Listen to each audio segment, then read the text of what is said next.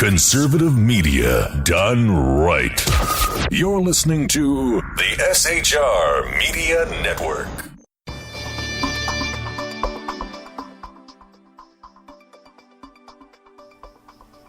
I'm Jason Miller. Tonight on the Evan-Miller Report, who was Muhammad Emsi, the man who wanted to join Manchester United? The S Club 7 fan who became Islamic State's executioner, Jihad John. We have that story tonight. Also tonight, late-breaking news out of Russia. A leading Russian opposition politician has been shot dead in Moscow. We have the late-breaking details. And will the government shut down at midnight after the House of Representatives votes a threat of a partial agency shutdown at the Homeland Security Department? We'll have that tonight on the Evan-Miller Report. Plus, Orlene Kurla joins us to break down the week's events of global socialism, including the FCC decision, Al Sharpton, and H.R. 5. What is that? And why does that have to do with, as Corey calls, the common crap? All that and more. Plus, as always, Corey Evan. Can't wait to hear about what you've got in the common crap. But on my side of things, I've got so much global socialism, from South Korea gun laws to Alabama legalizing adoption by gay couples, it may just cause me to need a change of clothes once we're done. In business, the booksellers could use some water to cool off, and so could California farmers. A hologram of Homer Simpson makes his way into lawsuits across America. And Leonard Nimoy certainly lived long and prospered. That's for all our Star Trek fans out there, including Jason Miller. And together we make the Evan-Miller Report, your conservative news source, happen. So let's start now, and let's live long and prosper.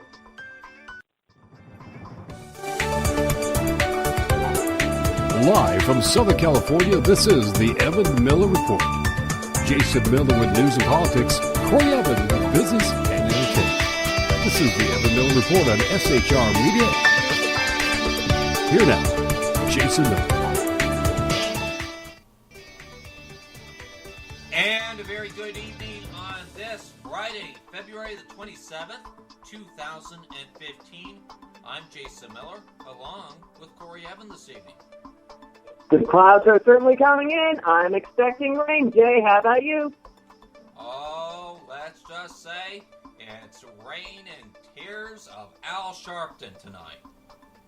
Oh, yes. He gets fired, and we get to clean up after he cries out loud. Wonderful. Absolutely right. And that includes a little piece of entertainment we're going to bring you a little later in the program during the beginning of our global socialism. Oh, yes. Oh, yes. Corey Evan has made up something quite, I don't know whether you like to call it monstrous or joyful, but whatever it may be, it's a surprise. That's called the Clinch Teaser, ladies and gentlemen, and we hope you stay tuned for that on the Evan-Miller Report for this Friday. And my goodness, Corey, what a week in the news department, huh? It's been amazing. Everything's been happening. Everything from gun laws being tightened in South Korea all the way to net neutrality taking place here, laying down potential, even though they say it's not going to be like internet in China, some sources. We take that with the whole thing of salt. Absolutely right. And Orlene Kurla will be joining us at 8:15 Eastern, 5:15 Pacific time, right here on the Evan-Miller Report to break down all those news events this week, including news stories out of Chicago tonight, including their PAR test, and why is the GOP working against you when it comes to Common Core? All that's and more coming up about 10 minutes time. But first, let's get to today's news today. The British man identified as the Islamic State executioner known as Jihad John was a popular schoolboy who loved Manchester United and pop band S Club 7. Muhammad Emsi, 27, is understood to be the mass militant who has appeared in numerous videos in the brutal murders of Western hostages. But who was Muhammad Emsi, and what caused him to join join Islamic State. For that, we're going to go over to the ITV's Paul Davies, who has this report. How do you turn from a popular football-loving schoolboy to a barbaric terrorist executioner? That is the question security services are still trying to answer today. Mohammed Amwazi was known by his nickname Mo at his West London primary school. He would later be known around the world as Jihadi John. In his school yearbook, there were no clues to the path he would take. His ambition when he grew up, he wrote, was to be a footballer. Asked where he wanted to be at 30, he wrote, "I'll be in a football team and scoring a goal." Instead, at 26, he's become the savage symbol and voice of Islamic State. The blood of David Haynes was on your hands, Cameron. Alan Henning will also be slaughtered. But as more becomes known, Britain's security services face questions about their previous contact with him. Mwazi was known by security services as early as 2009, when he was interrogated by MI5 agents in Amsterdam who tried to recruit him. In 2010, he was put on a terrorist watch list, detained, questioned and prevented from returning to Kuwait a number of times. In 2013, he vanished and is then believed to have entered Syria. The Prime Minister, speaking in Cardiff today, would not criticise the security services. All I can say is even in the last few months, their dedication and work has saved us from plots on the streets of the United Kingdom that could have done immense damage. And so I think it is a moment to stand up and thank them for the work they do on our behalf. Without naming Mohammed Mwazi, he said Britain would use everything it had to find terrorist killers wherever in the world they were hiding. Paul Davies, ITV News. And many thanks to Paul for his report on the life of Mohammed Enzi, also known as Jihadi John. And of course, stay with the Evan-Miller Report. We'll continue to bring you the latest on that developing situation over in the UK as they try to find Jihadi John. All right, moving on to other news that we have been following today. This late-breaking report coming out of Russia.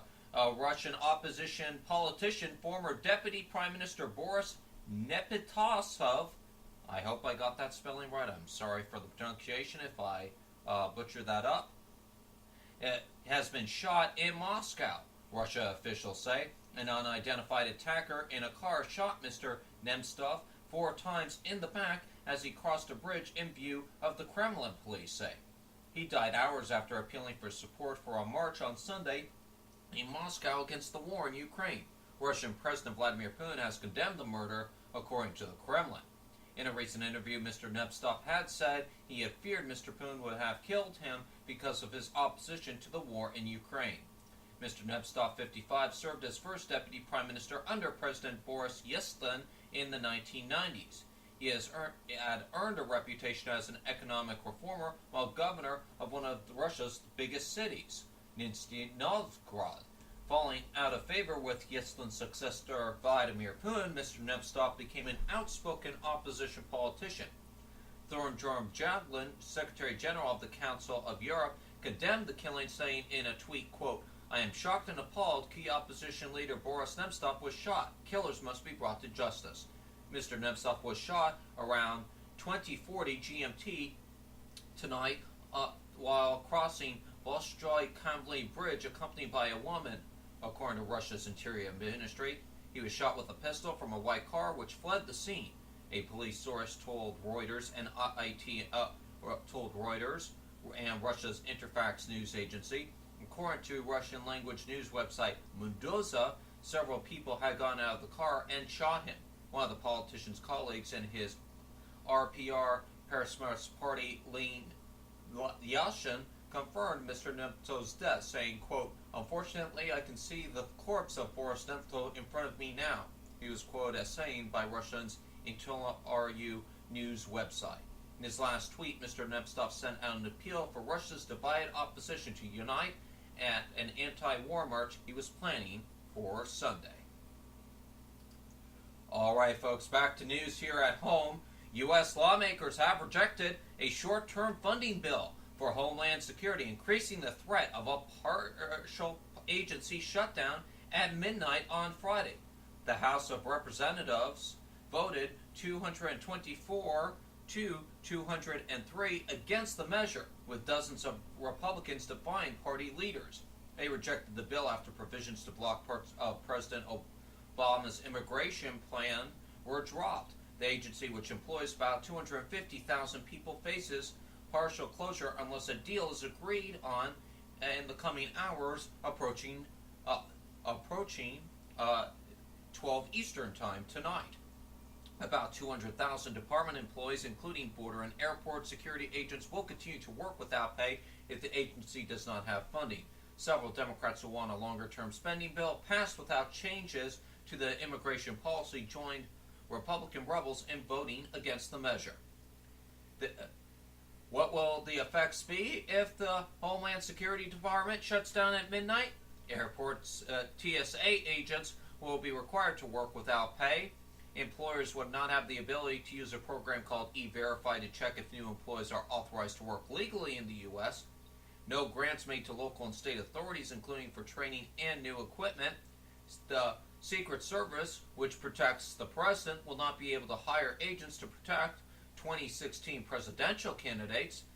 Civil rights and civil liberties complaint lines and investigations will be shut down.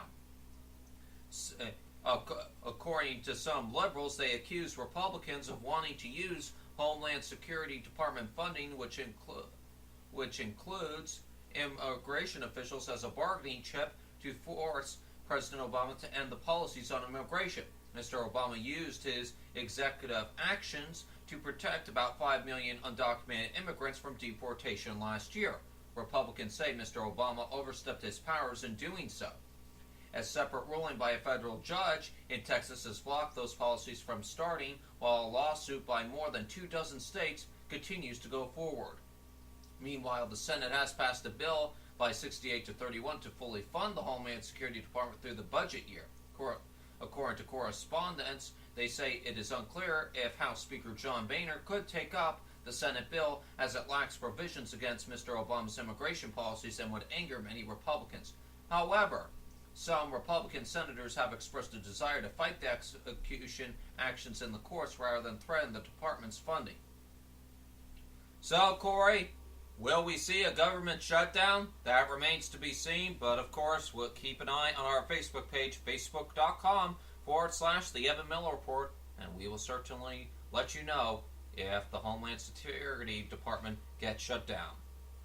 And I'll certainly be able to tell you tomorrow morning, well, tomorrow at lunchtime, at least I'll be spending the morning researching for my lunchtime show, the SHR Weekender, coming up at 3 Eastern, noon Pacific tomorrow, right here on SHR Media. And it's also going to be on the YouTube, and hopefully by now Sean's got the iHeartRadio page set up for my show. I'll get on him on that.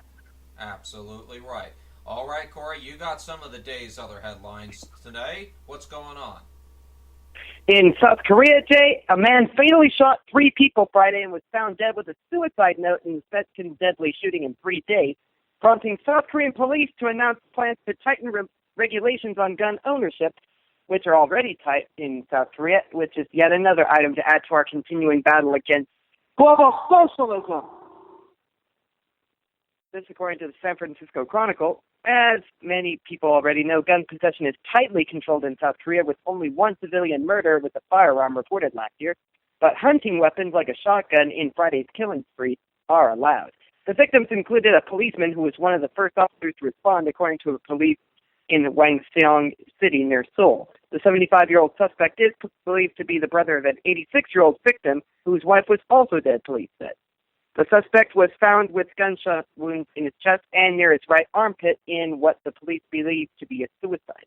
The daughter-in-law of the dead couple managed to escape by jumping from a second-floor window before alerting police and is currently being treated for a minor back injury. The deaths follow a shooting on Wednesday when a man killed 3 people in central Sejong City before apparently turning the gun on himself. According to the National Police Agency, South Koreans legally owned about 160,000 guns as of January, a figure that included hunting weapons and self-defense tools such as gas-emitting guns. The police agency said Friday it plans to tighten regulations on gun ownership, including strengthening of the screening of those seeking to license a weapon and shortening renewal periods. Last year, a conscript killed 5 colleagues, then telling investigators he had been bullied by the victim. Earlier shooting rampages at other frontline units in 2005 and 2011 reportedly left 12 soldiers dead. And, might I say, situation, if you're trying to own a gun in South Korea, man, feels like you might as well be in North Korea with their gun regulations. And, Jay, get this, Illinois Representative Aaron Schock repaid the U.S. government $40,000 from his personal checking account for redecorating his congressional office in the style of the TV show Downton Abbey, according to financial reviews reviewed by the AP. Schock paid $35,000 earlier this month to the owner of the decorating firm Eurotrash, and $5,000 more on Thursday, the record showed. Schock, a rising star in the Republican Party, is under scrutiny for using an office expense account to pay for the redecorating and using taxpayer and campaign funds for flights on donor-owned planes and concert tickets. The Washington Post was first to describe the office decorations. A watchdog group has requested a House ethics review of the congressman's spending. Excuse me. Schock wrote 2 checks for $25,000 on February 4th and $10,000 on February 6th to Tracy Brawler, owner of Eurotrash. He wrote a 3rd check for $5,000 just yesterday. Quote, Congressman Schock has fulfilled his commitment to pay for all the renovation costs, his office said Friday in a prepared statement. It said that while congressional office costs are usually paid from office expense accounts, the congressman believed it appropriate to pay these costs himself. So might I say, they're spending a lot of money on office renovations and not a lot on things that really matter, such as laws that would support us, the little people, eh, Jay? Yeah, that's about right, Corey. That's about right. Yes. And I think I need a good lie down after seeing that story of how much was spent in the first place. But when we return, in business, zero water is coming to California's Central Valley Farm. Not even a drop. Homer Simpson has proved that he can hold his own against the copy wrongers in lawsuits across America. And tonight's news and entertainment about Leonard Nimoy is not for the faint at heart. We have all those, plus, Jay, what's coming up on your end of things? Thanks, Corey. Orlane Kurla is coming up next. She'll join us tonight to talk about H.R. 5 and how the GOP is the one behind the bill tonight. We'll also be talking about net neutrality. How will it affect you tonight? Orlane will explain. And Orlane has her opinions of what happened with Al Sharpton, as James O'Keefe revealed earlier this week in his exclusive video from Project Veritas. All those stories and more in our Global Socialism interviews of the week with Orlane Kurla. We'll be right back on the Evan-Miller Report, your conservative news source. We'll be right back.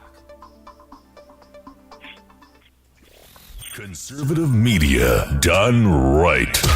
You're listening to the SHR Media Network.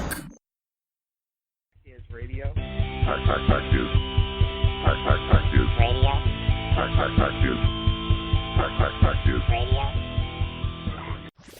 Conservative media done right. You're listening to the SHR Media Network. How you doing? John Grant here. When I'm not slaving over a hot microphone on the 405radio.com Saturdays at 10 a.m. Eastern, I check out Sean and Clint here at Sackheads Radio. We all appreciate the best political bloggers, writers, and commentators. We either get them on our shows or we make fun of them, as it should be. So check us out live Saturdays at 10 a.m. Eastern or forever on the podcasts on the 405radio.com. This is Tammy Jackson, inviting you to join me on the Tammy Jackson Show every Tuesday night at 7 p.m. Pacific on the 405radio.com. Put down that remote and tune into the show that covers politics, guns and the Second Amendment, religious liberties, sanctity of life, the military, and more. I host newsworthy guests and work hard to be a conservative radio show that's not like all the others. So save Tuesday nights at 7 p.m. Pacific for me, Tammy Jackson, on the 405media.com.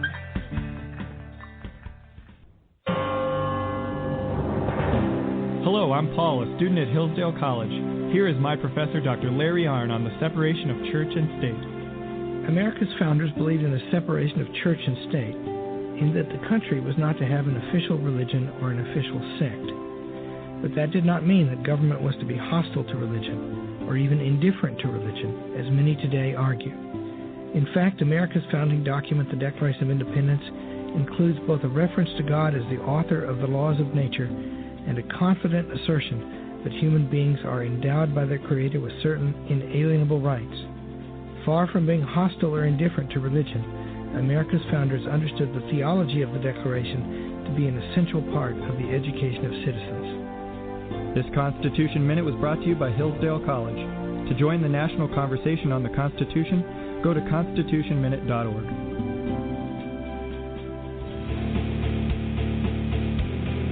Hi, this is Rooster from Outcry Radio. Catch me here on Blog Talk Radio every Saturday night at 11 p.m. Eastern Standard Time, or follow my blog. Now, back to the Sackhead. Conservative media done right. You're listening to the SHR Media Network. Al Sharpton just got canned from MSNBC for being just too liberal. Taking cash from the grieving and sorrowful, his record's now gone critical.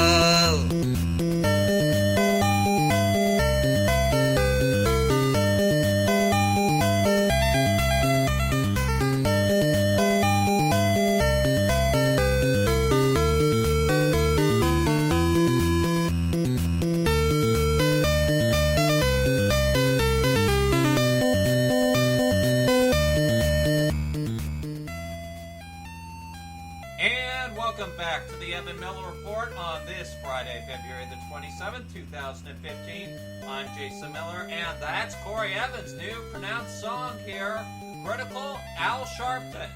Not available at a music retailer near you. No, I'm just kidding. If it was available at a music If only I near could. you as a single, that but folks would be showing up on Jimmy Kimmel quicker than Corey could sell it.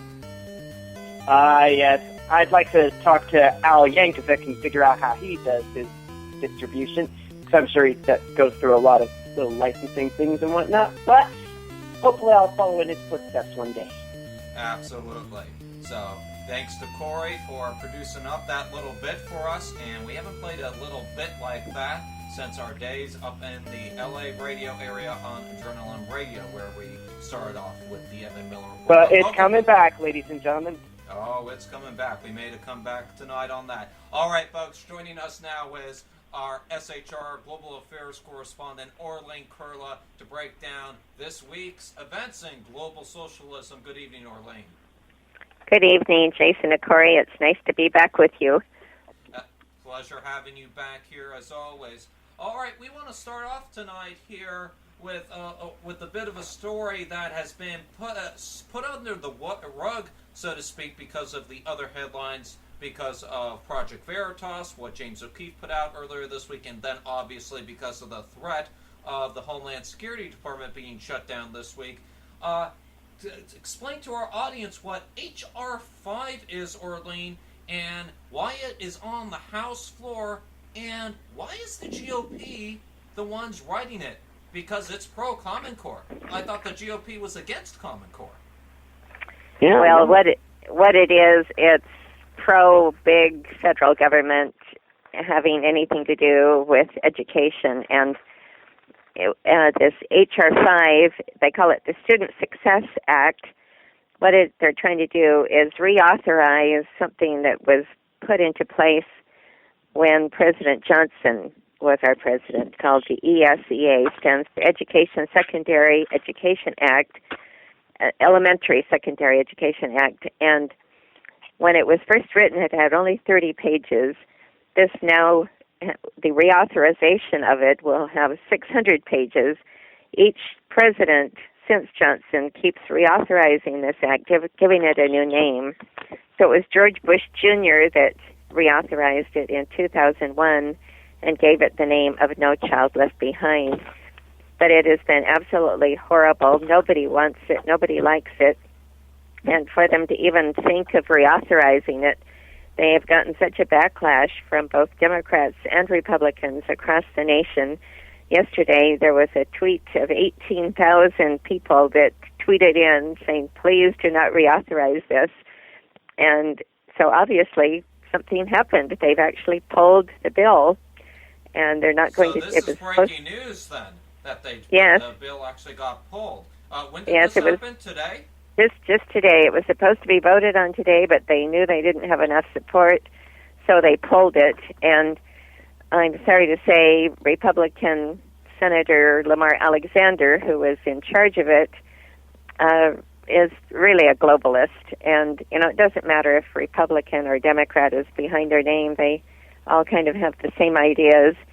And now he says that he's going to be working with Democrat Senator Patty Murray to make a much better bipartisan bill that everyone will be able to support. Well, what we have been tweeting and what we have been asking for from 3 weeks ago was for them to just let this bill sunset, let the whole No Child Left Behind sunset, because it has never been anything good from the get-go when it was called the Elementary Secondary Education Act.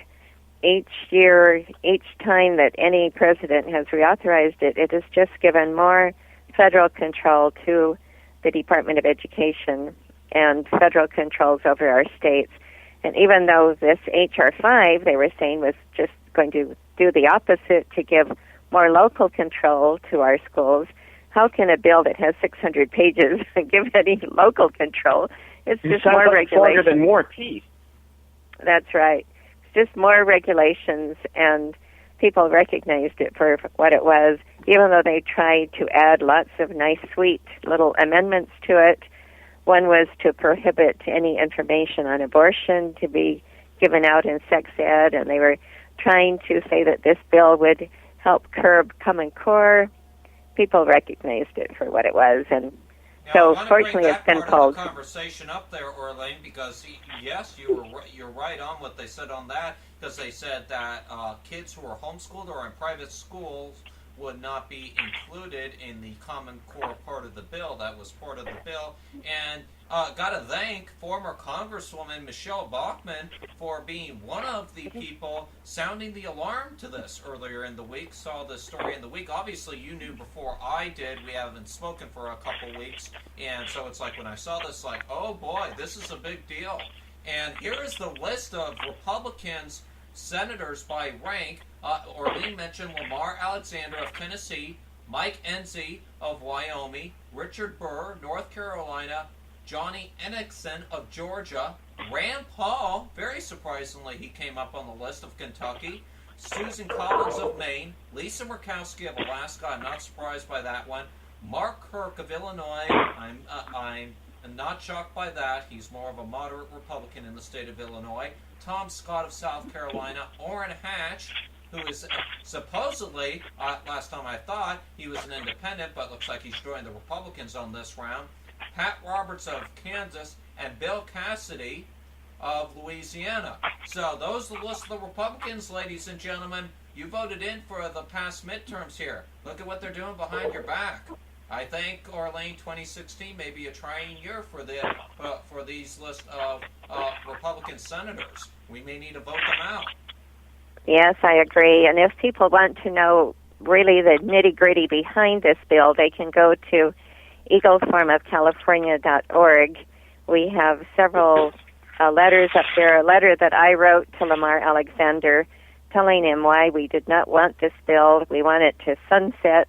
We want the whole concept of this reauthorization of the elementary secondary education bill to just go off into the sunset. It has never been anything good from the get-go when President Johnson first brought it in. And fortunately, there's a lot of support for this concept across the nation. Michelle Bachmann is the one that called for these tweets to go out, and they did. 18,000 people responded. And so obviously people are waking up to just how bad the federal control over education is, and the Federal Department of Education. The Heritage Foundation were saying, what you need to do with this bill is ask for the Federal Department of Education to be dissolved. Of course, they weren't going to do that. But I'm sorry to say it has not been sunsetted, and it looks like Lamar Alexander is now going to be working with this Democrat Senator Patty Murray to come up with another bill. So keep your eyes posted to this, and we can't say that it died yet.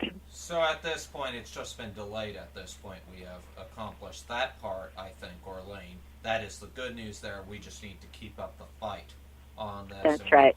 And we need more people like former Congresswoman Michelle Bachmann to keep up the fight with it. I would say if it wasn't for people like you and people like the former Congresswoman, I don't think we would have accomplished at least this delay that we have received here. I think Lamar Alexander, the senator from Tennessee, is a bit shocked that he got that bill defeated, considering he was thinking he was going to get the private and homeschool community on his side, and even I think you're right. Even the likes of the group HSLDA was probably supporting this bill as well. Who knows? They perhaps were. But what is also interesting, because of the internet and YouTube, you can click Lamar Alexander speaking at a governor's convention 1989 in Kansas, and the most revealing information pops up, so you know who Lamar Alexander really is and what plans he has for our education.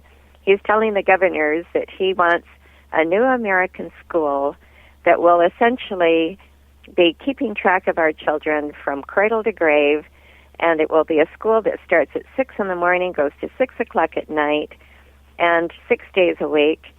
So essentially just pure socialism, getting the children away from their parents at an early age when they're 3 months old on up to age 18. And it didn't go over very well back in 1989, but fortunately there is a YouTube of it going around the nation, so they know who this man is, and they do not trust him. And I don't think he's going to have any more success with his next attempt.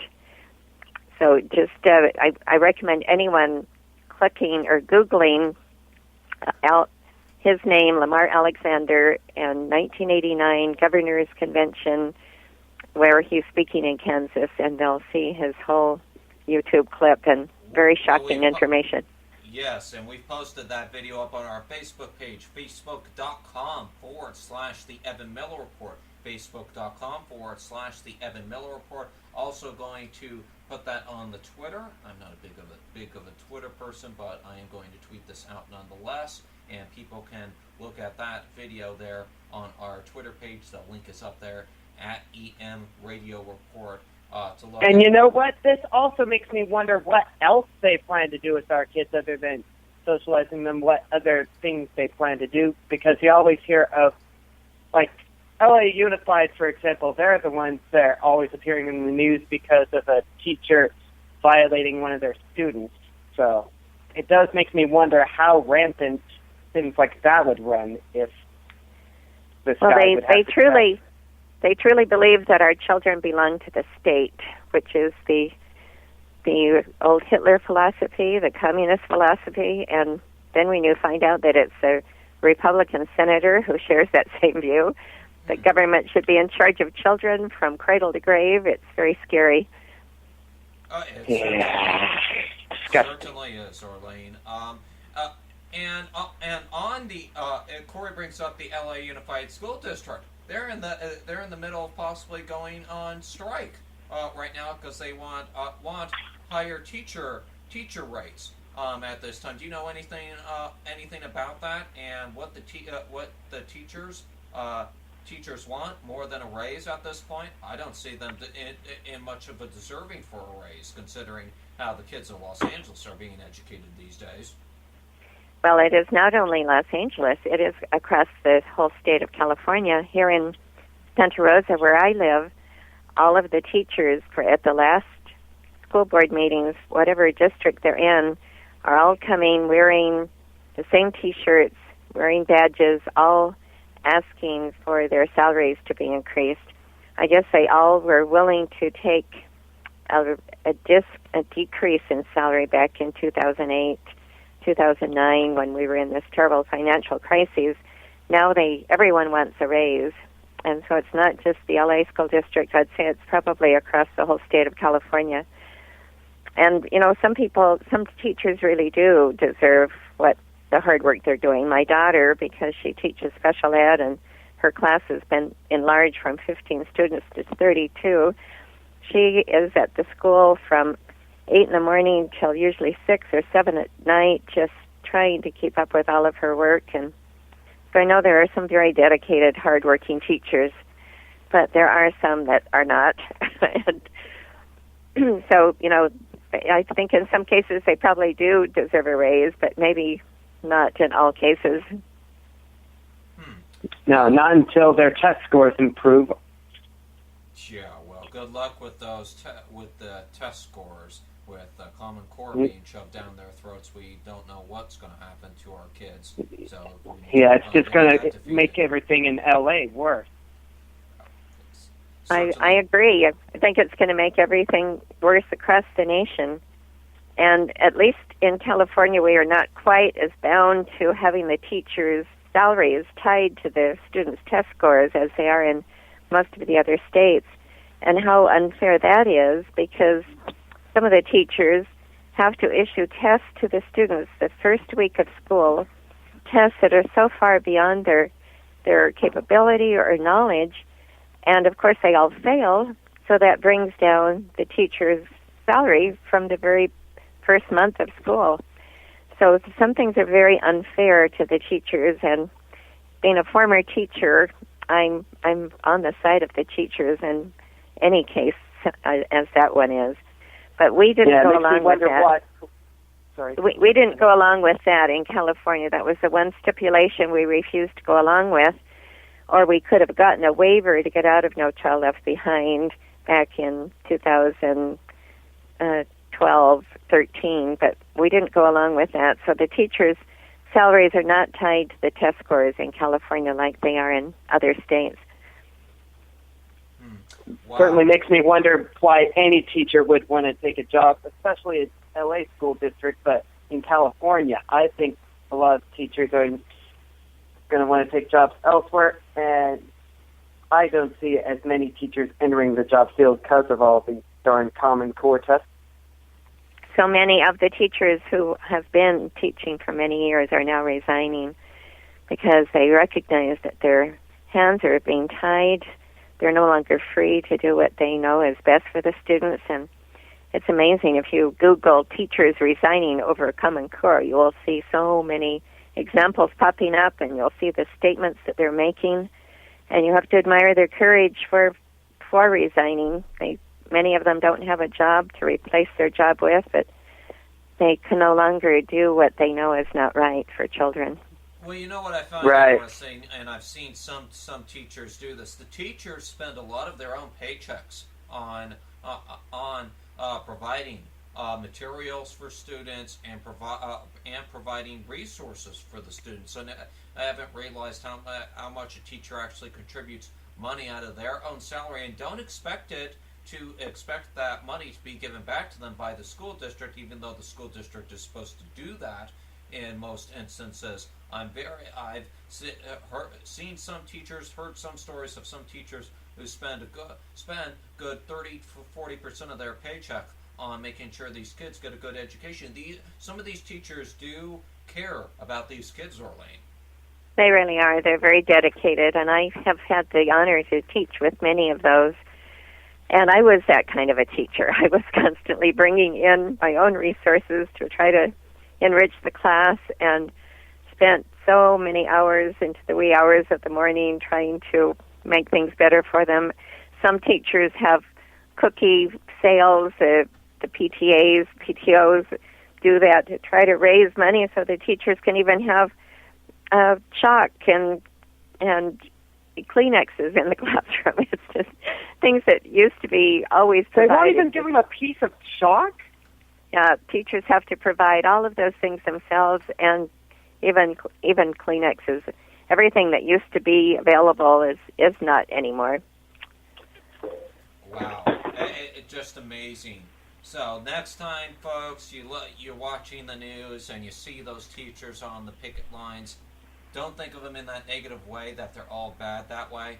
and that they're just looking to try to protect their jobs, because I don't believe the school district nor the unions who support these teachers don't actually support them. So in my book on the first one I wrote, the Trojan Horse, Common Core, the Trojan Horse for Education Reform, I tell of the teacher strike that went on in Chicago. I think that was the year 2011 in the fall, and the newspapers and television were all saying how terrible these teachers were. They just wanted higher salaries. Well, in Illinois, the only grounds on which a teacher can strike is for higher salaries. But when you actually heard some of the interviews, and it was only some very internet stations that were allowed to interview them and really find the truth about it, they were saying, no, we are not striking because of higher salaries. We're striking because we want to warn the nation what Chicago's already had to go through with the superintendent of schools had already tried the Race to the Top programs that were now being implemented by Obama throughout the nation, and that's what later became Common Core. And they said they don't work, and tying the teachers' salaries to the test scores do not work. And so they were trying to warn the rest of the nation what they had already experienced, but hardly any mainstream newspaper or television, radio reported that news. It was just it was buried. So, you really have to admire teachers for being willing to do that. And the head of the teacher union for Chicago has been opposed to Common Core from the get-go and is very vocal about it, as are all of the teacher unions in Chicago area. Well, speaking of it Chicago... certainly doesn't help... Oh, sorry. Speaking I was of just Chicago... saying that in...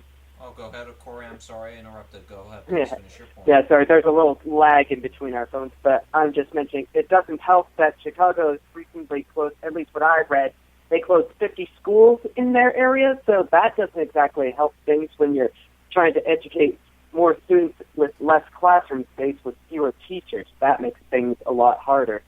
I think that was punishment to the teacher unions for doing this. They closed those schools, turned them into charter schools, and when the teachers are now teaching in the charter schools, they're not allowed to belong to the unions.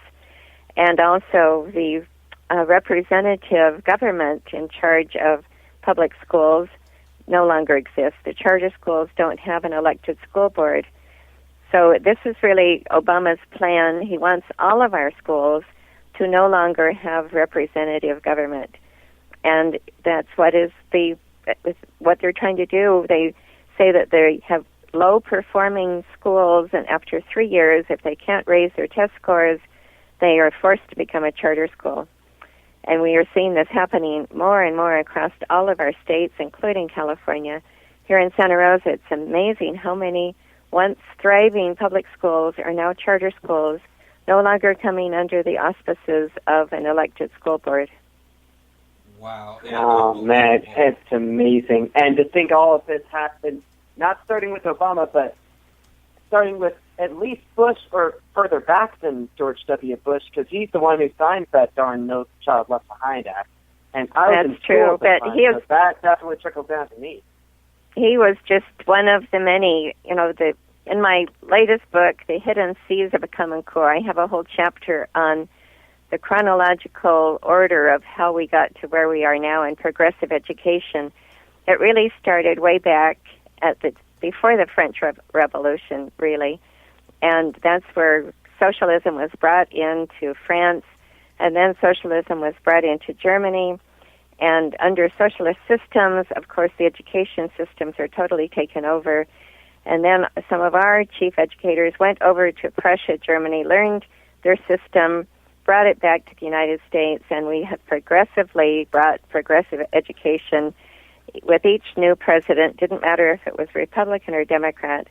So Common Core is really the icing, the frosting on the cake of all this progressive movement towards total takeover of our public schools. Now, you brought up Chicago. Now, there is a test over there called the PACT, I believe it's the PARC test, If I'm not mistaken, it might be the PAC test, but no, it's Park.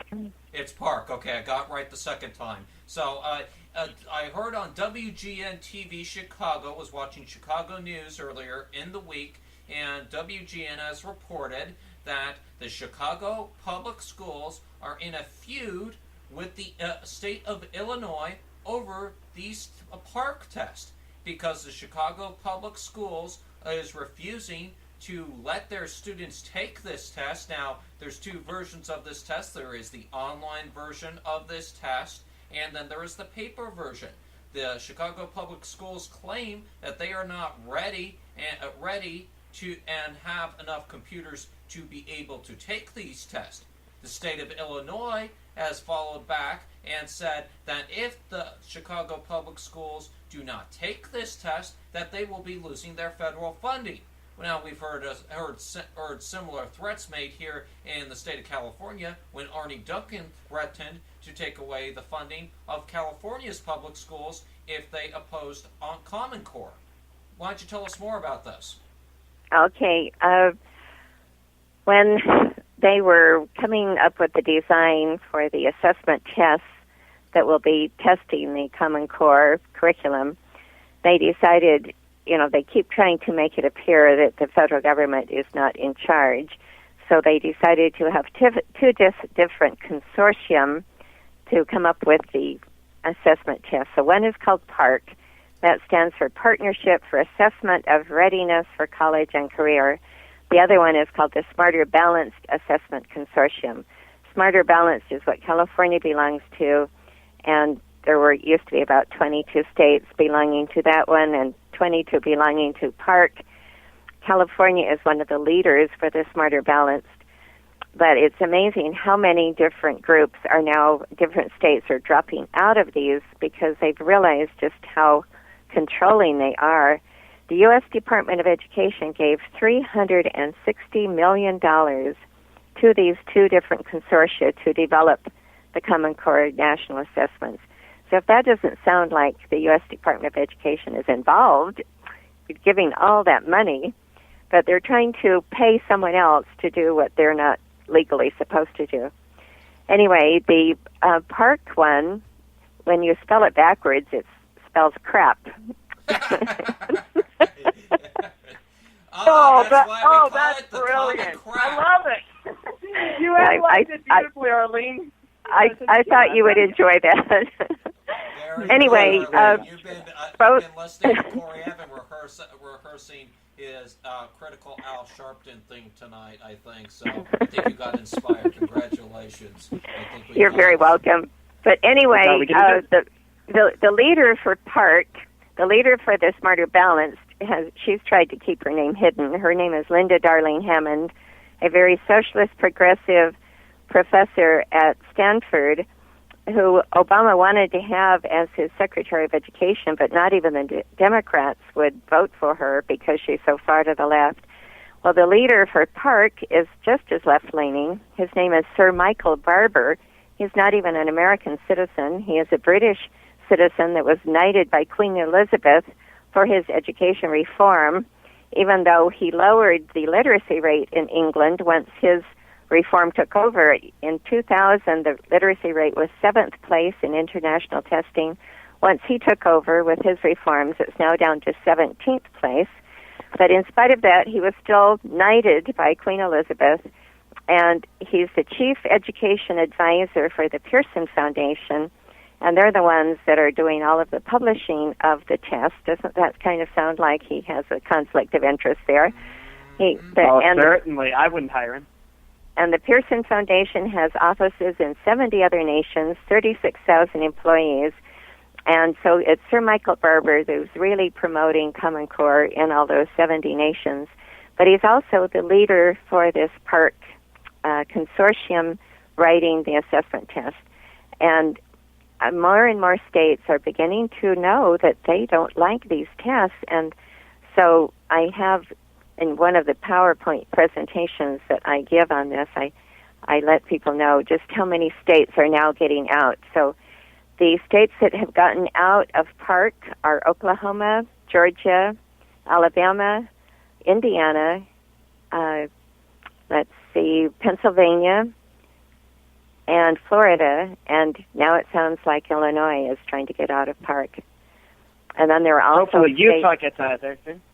And Utah got out early on, and they then brought in a test called AIR, that stands for American, I can't remember, Independent Research or something. Sounds like a really nice name, but when they gave the test, they discovered it was just as bad as PARC or Smarter Balance. So they're both tests that are just testing for the data that they can get out of these children. There are a lot of open-ended essay questions that children have to write, how they feel on different subjects. So they're really assessing their attitudes. They're assessing essentially what worth they are to a socialist nation. And they're collecting data on the students. They could care less what the real results of the tests are. California last year did not have to give any results. I don't know if they will this year. So why are they bothering to even have these children take the test? Because they're collecting enormous data on them. And that data goes directly to the Federal Department of Education. And that's why they also want the students to all have computers, because collection on the data is so much easier. They don't want the kids to take these tests with paper and pencil, because it just doesn't really work in their data collection. So that's why they fought California last year, because we didn't have everyone having computers, and obviously Chicago doesn't either. No wonder there was a huge fight in L.A. about repairs, not iPads. I mean, Jay, you remember that one, don't you?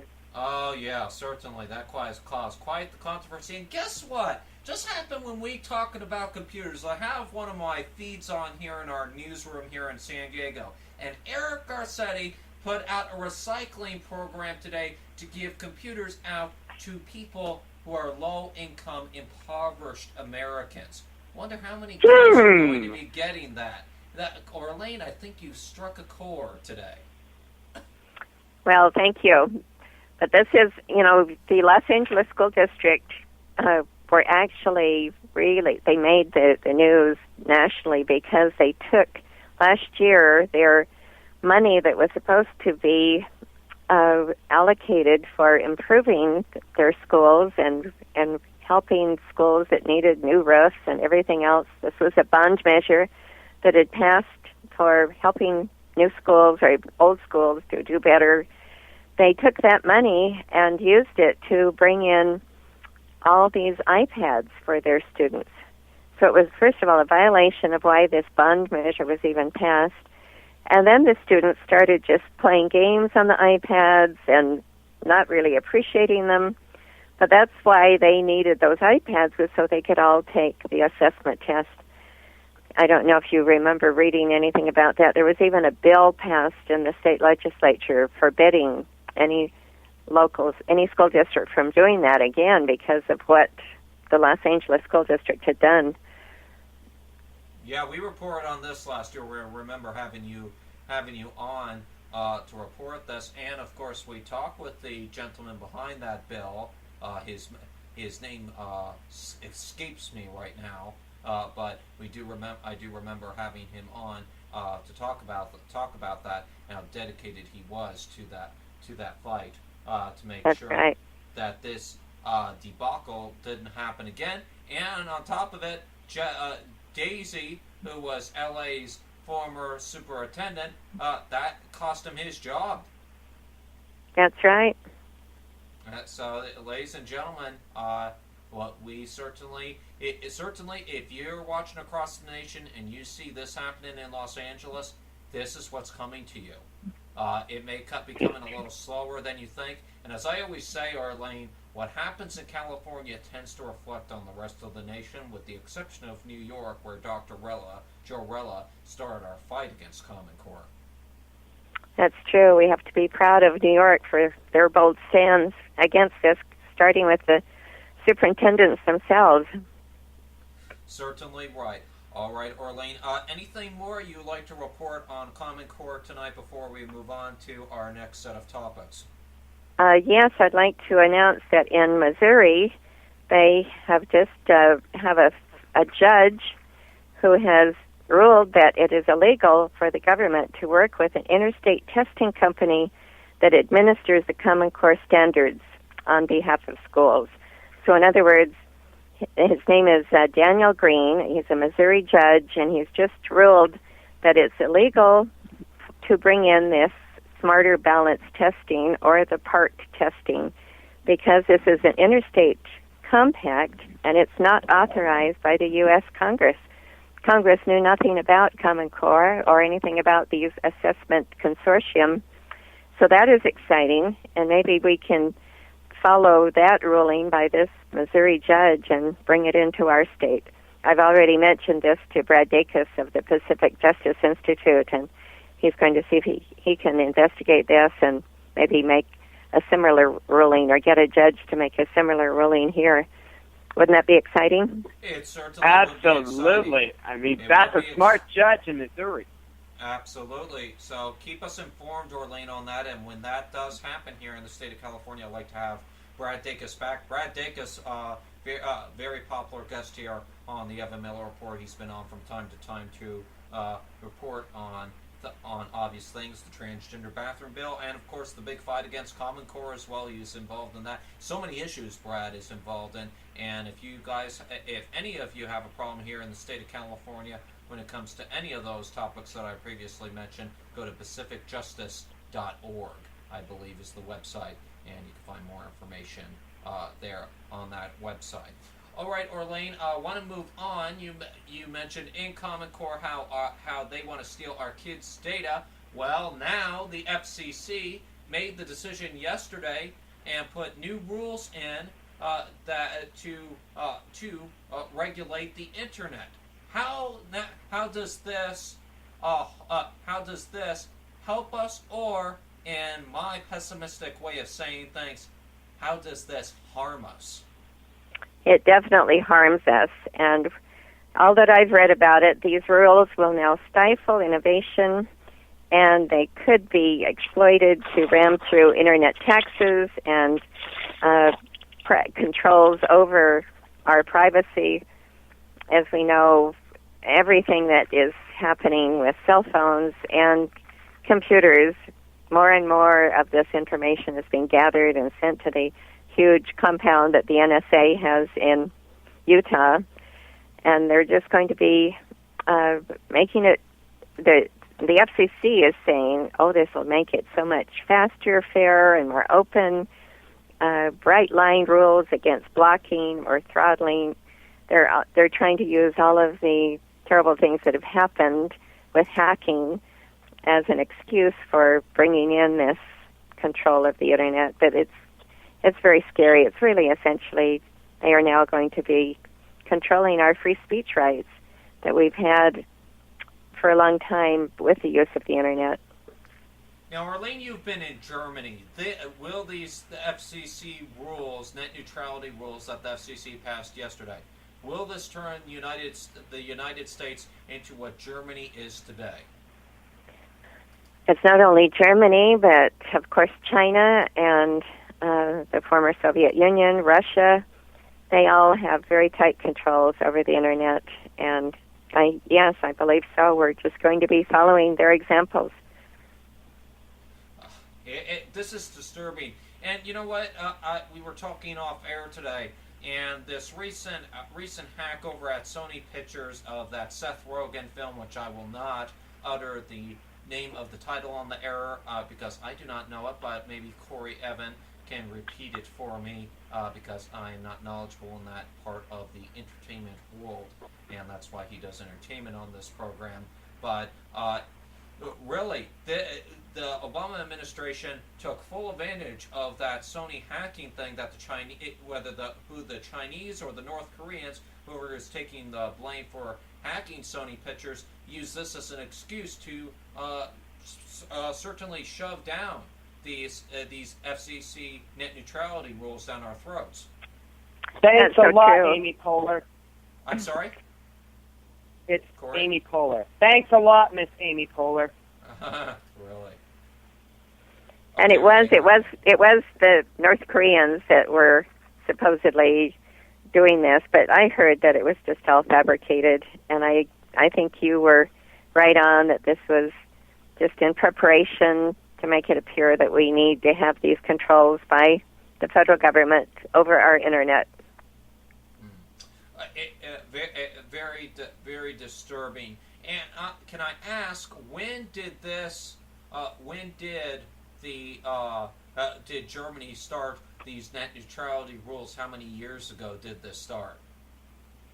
I am not really sure. We're going to be traveling to Germany this next month, my husband and 5 of our children. So I will check that out when I'm there. And he has lots of cousins in Germany that can probably tell us more about it.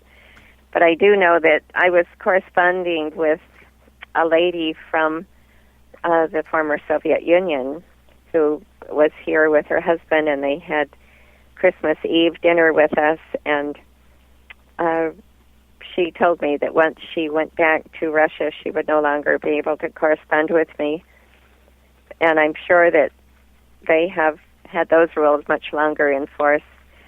I think that the ultimate goal, they want all nations to be the same. They want us all to be similar so we can all usher in this nice new world order, one world government. So, of course, all nations will have to have the same controls. The same free speech rights will be taken. This is just one more step in that direction. Now, staying on this, Orlene, some people who are for this would come up and tell you, well, look, the internet's expensive. Why do people who have the money are able to pay for faster internet services? Why do I have to pay $81 for the fastest speed in my area? For example, I'm just bringing up a provider. I'm not endorsing anyone, but for example, I'll bring up Comcast. And I said, why is Comcast charging so-and-so $71 for their highest internet, and the richest person can pay for this, and I can only pay $36 a month for the lowest speed? What do you tell that person? Well, that is called the free enterprise system, and we used to be able to operate under such. But once the government takes over, pretending to help us, they will just like what they're saying, that this will make it fast, fair, and open. That's just their language. It'll you get medicine. That's it. It may be fast. I don't know, but I don't think it will be fair, and it certainly won't be open, except to their eyes, the ones that they want to be spying in on us. I think it's just going to be one step closer to a total socialized America, and an America that will no longer have free speech rights. It's just one small step for the people of the nation, one giant leap for what I like to call global socialism. That's right. Wow, certainly right. Of course, Orlene, this is, as you know, there has already been a lawsuit filed against us already, and so we will wait and keep the audience updated whether this will become law, as they would say. And I'd like to bring up, before we close out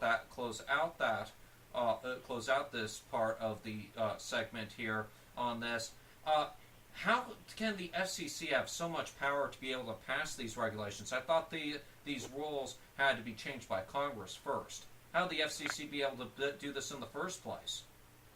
They really don't have that power, but under the Obama administration, everyone is usurping power from someone else. Just like Obama, without any authorization from Congress, passes these amnesty bills.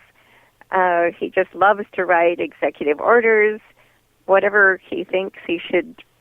If Congress is not acting fast enough or not acting at all, then he will just write an executive order, and it sounds like the FCC is just following his example. So it is very amazing.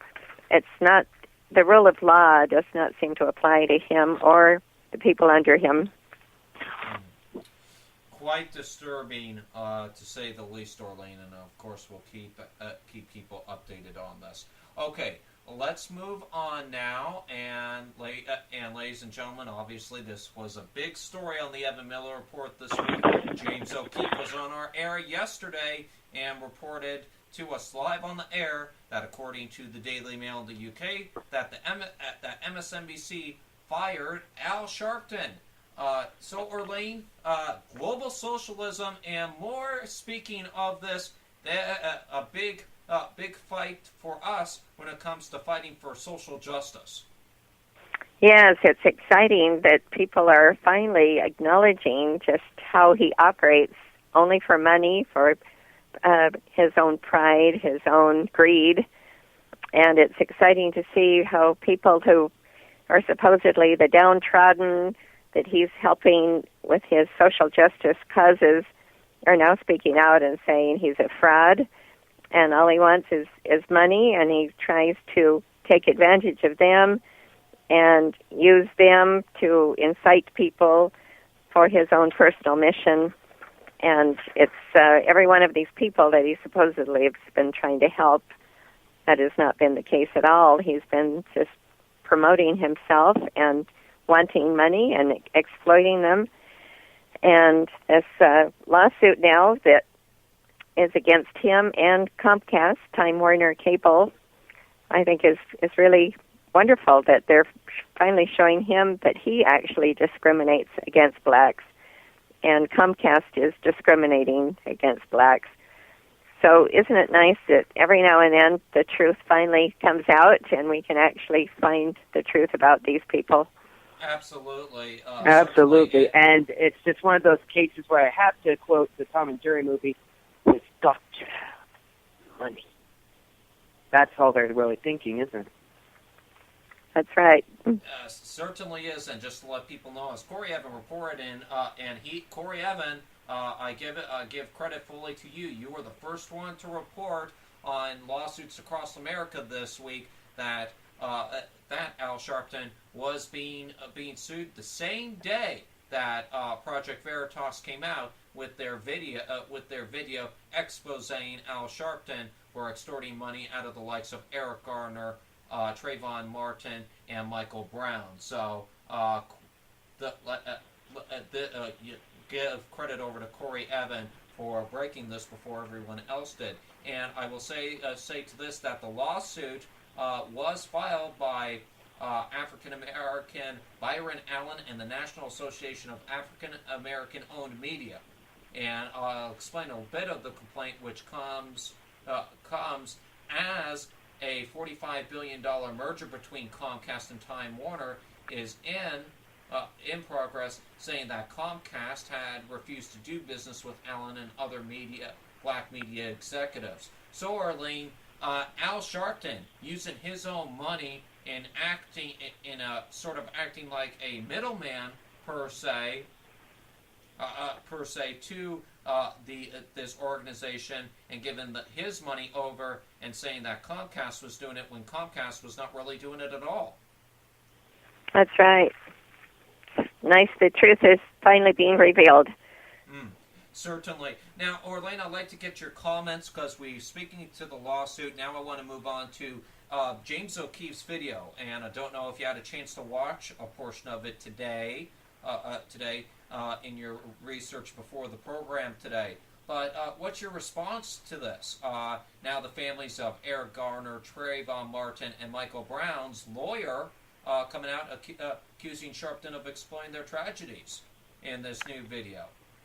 I think James O'Keefe is wonderful. I did not have the chance to see the video, but it's wonderful what he has been able to reveal. And I did hear the comments from the daughter of Eric Garner, Erica, and she's the one that was saying that Al Sharpton is just motivated by money, and he was using her and her family and her father's story to really promote his own mission and take advantage of her. And it's really nice that these people are all black that are saying this and are finally revealing just how sneaky and conniving Al Sharpton is. Now, explain to us, Orlene, how the social justice element comes into this, because that people may not know what social justice is, and explain how Al Sharpton was using social justice to extort money out of these families.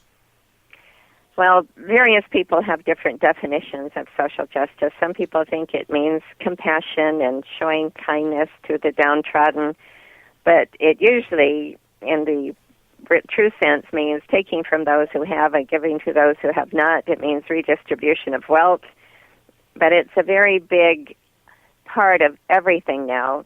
It's a big part of Common Core.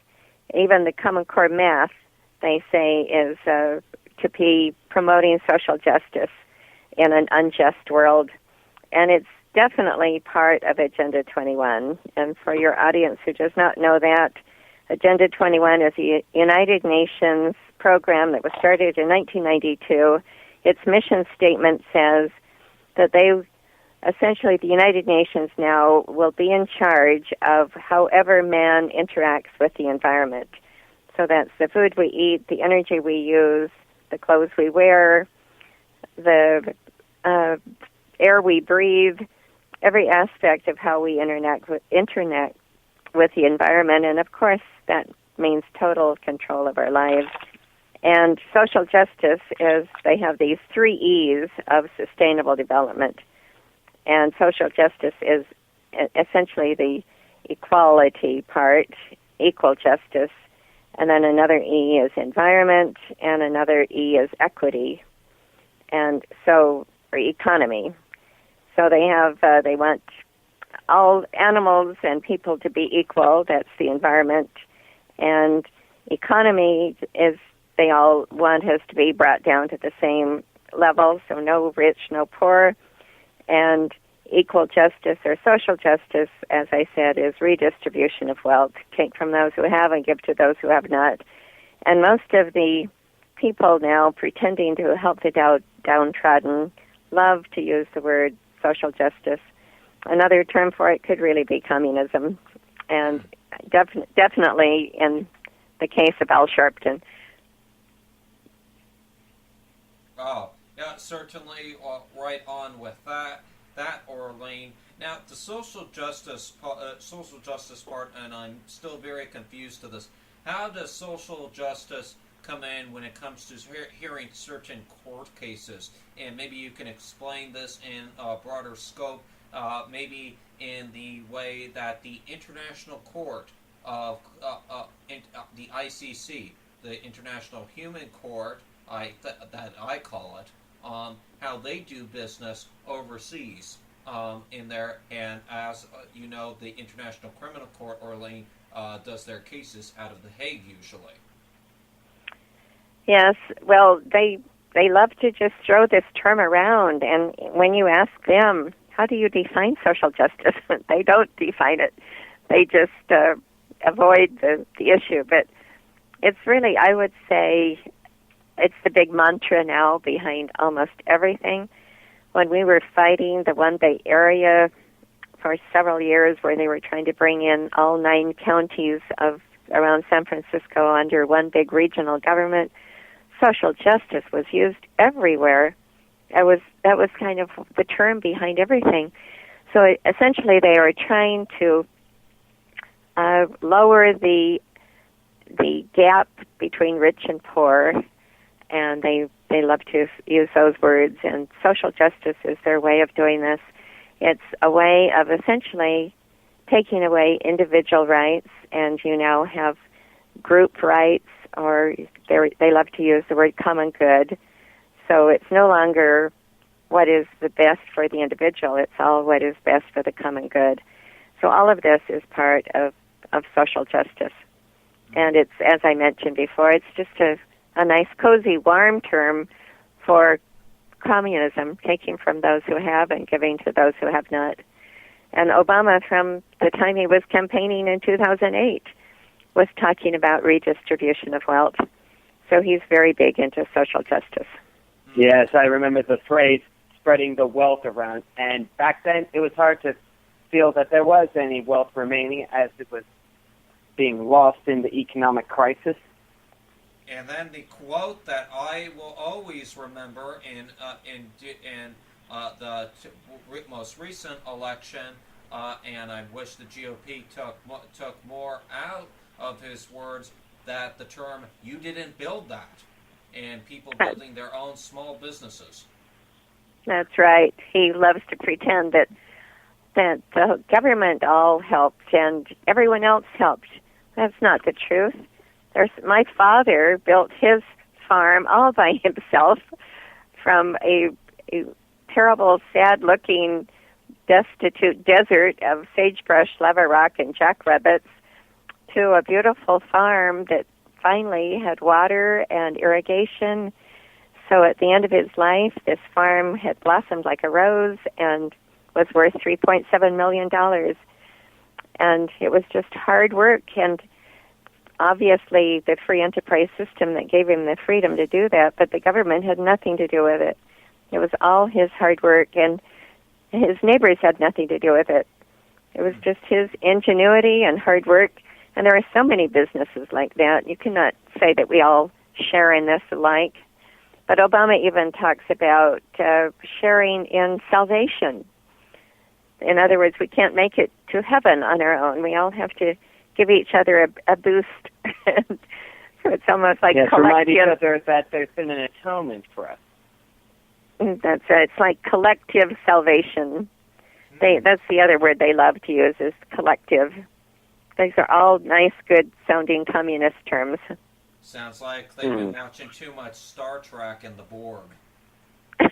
You're right. More on Leonard Nimoy later, by the way, ladies and gentlemen. Corey Evan will have the latest on that. Despite what I think about the commies, I was still a very big fan of Star Trek, Orlane. I was too. I used to watch it faithfully. Absolutely. I certainly wish they would have gone a little bit more family friendly with later versions of Star Trek. But that's another conversation for another day, because we have another topic that we want to talk about. I wanted to talk about this 2 weeks ago. You recently were at a conference over in St. Louis, and you happened to get the chance to meet the very famous Fox News judge and also television judge, Judge Janine Pinheiro. Tell us about that. She was absolutely amazing. She was a main speaker Friday or Thursday evening. The conference always starts in St. Louis Thursday evening at 7 o'clock and then goes all day Friday, all day Saturday, usually ends around 4 in the afternoon on Saturday. And this is put on, it's the Education Policy Conference put on by the Constitution Coalition in St. Louis. Donna Hearn is the head of it, and it's been going on for like 26 years. She's also a member of Eagle Forum, and then it ends with a Eagle Forum roundtable president's meeting Saturday night that goes on till Sunday morning, and we get to hear from all of the presidents of the various states around the nation and what they're doing and learn from each other. But Janine was just amazing. If people don't know who she is, she has a Fox News program every Saturday evening, and she is an amazing lady who was born in Lebanon. She knows what it's like to be a persecuted Christian growing up in a Muslim land, and she really let us know what is happening with this Islam threat. In fact, there were probably half of the speakers were talking about the Islam threat because it is a major threat.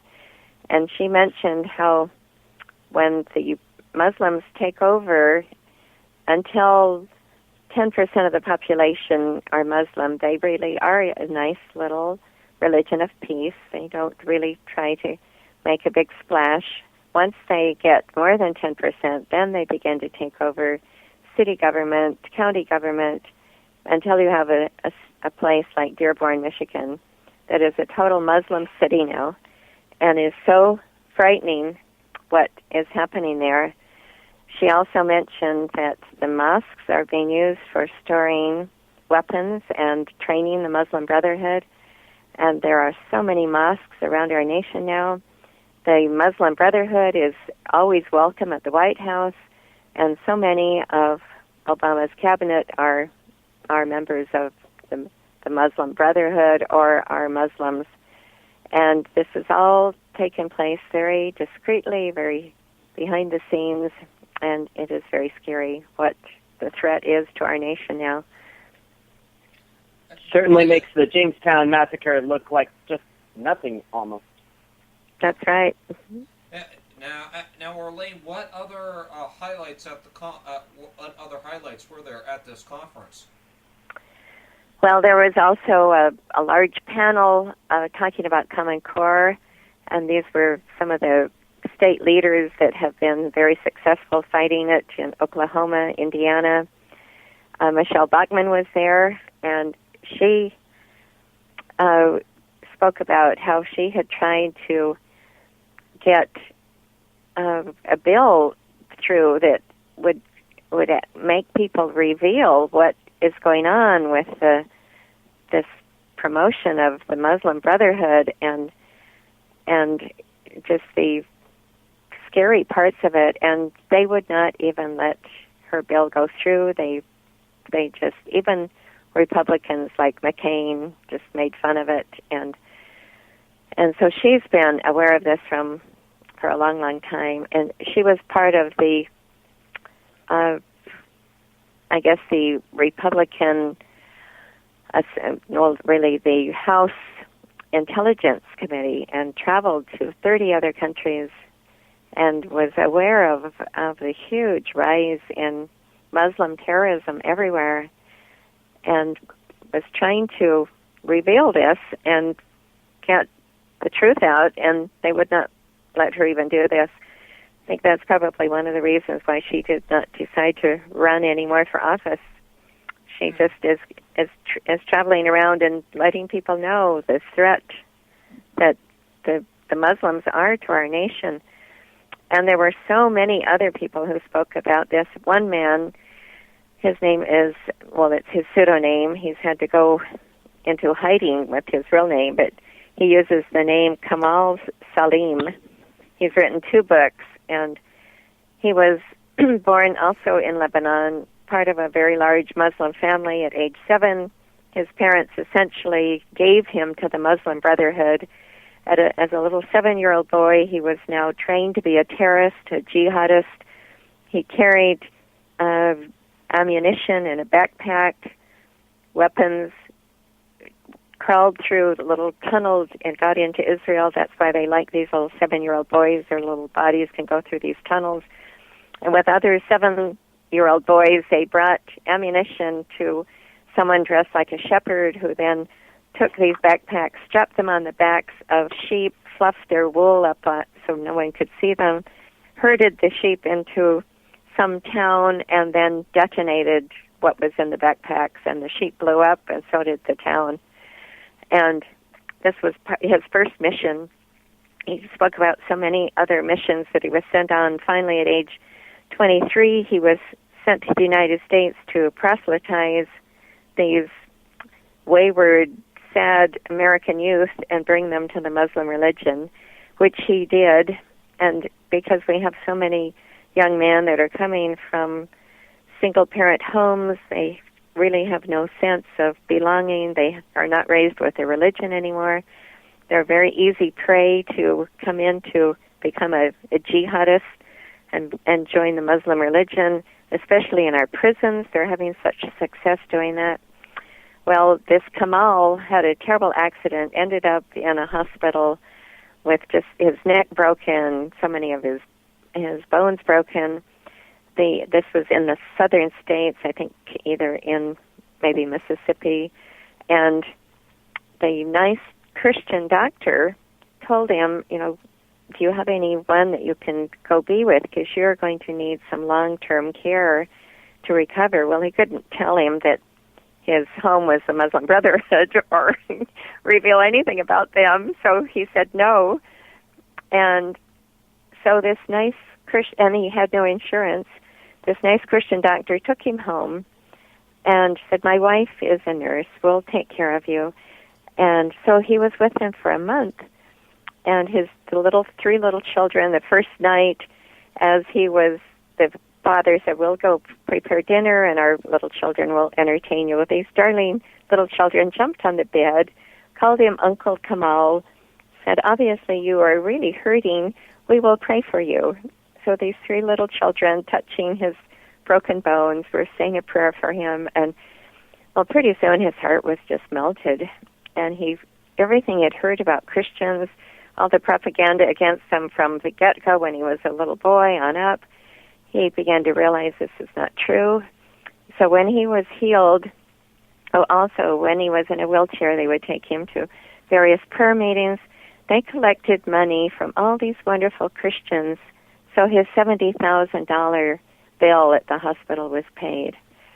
And, of course, this just, broke his little heart. And when he got back to his apartment all by himself, he prayed to Allah and said, I can't understand what's going on. What is the truth about this? Well, Allah is a moon god. He does not answer prayers. He's a pagan god. So then he prayed to the God of Abraham, Isaac, and Jacob, the God of the Bible, and he received this wonderful answer, and he knew that Christianity was now true, and everything that had ever been taught in the Muslim religion was false. So he does this total about-face, and now he's married to a wonderful Christian woman, and she supports him in going around and speaking and telling the truth, and he speaks at universities. He warns these kids what it's like to be trained to be a jihadist and what their mission is. And, of course, his life is in peril and has to travel with a bodyguard, but you have to admire him for doing that. So he was probably the foremost amazing speaker at this conference, and I bought 2 of his books, and I'm reading them now. It's just amazing.